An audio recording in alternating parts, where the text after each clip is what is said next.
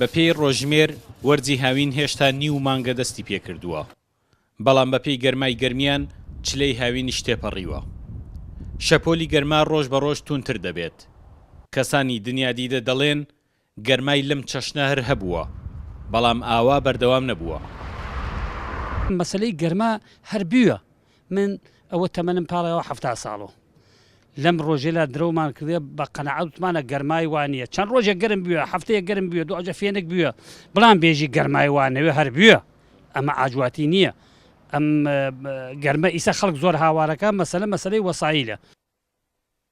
پێشبینیە زانستیەکانی کەشوهەوا ئاماژەی هەڵکشانی پلەکانی گەرما دەکەن لە ڕۆژانی داهاتوودا.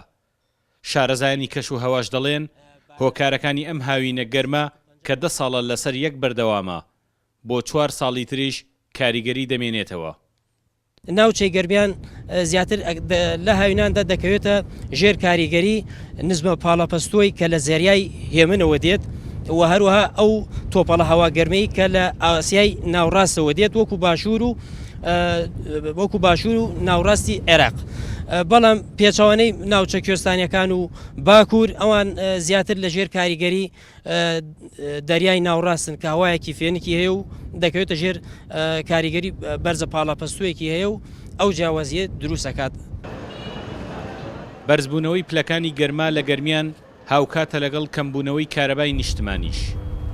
جگەلەوەی گەرما تەنگی بە بازاڕ و کاسبکار هەڵچنیوە. هۆکاری بەرزبوونەوەی ڕێژەی نەخۆشی نەخۆشخانەکانیشە. ڕاستی ژمارەی نەخۆشەکان دوو هێندە زیادەکاپی ئەوانەی کە بەتابەتی مناڵ لەگەڵ بەتەمەنەکان چونکە ئەو دووچینە زیاتر کاریگەریان لەسەر دەرەکەوێت بە گەرما بۆی ئەنزیماتیان تێکەچە تووشی زیک چوون ڕشانەوە هەندێجار سەرگەش خواردن یاخود نەخۆشی پێست. ئەم شەپۆلی گەرمایی کە لە گەرمیاندا توندیەکەی زیاترە. ئەگەر لەم سەرەتای هاوینەدا جوڵەی مرۆڤ و تینی باڵندە و پەلەوەری بڕی بێت، ئاخۆ لە چلەی هاویندا چی گەرمایەک بێت و ناوچەکە بکوڵێنێت. کاتژمێر 12 نیوەڕۆیە گەرمای گەرمیان 46 پلە ئەخوێنێتەوە. بەپێی پێشبینیەکانی کەشوهەواش لەم هەفتەیەدا کەمتر نابێتەوە لە 48 پلە. ئیترەمە گەرمیانە و ئەوەش گەرماکەی. سامان کەریم کورد، چاد نیوز،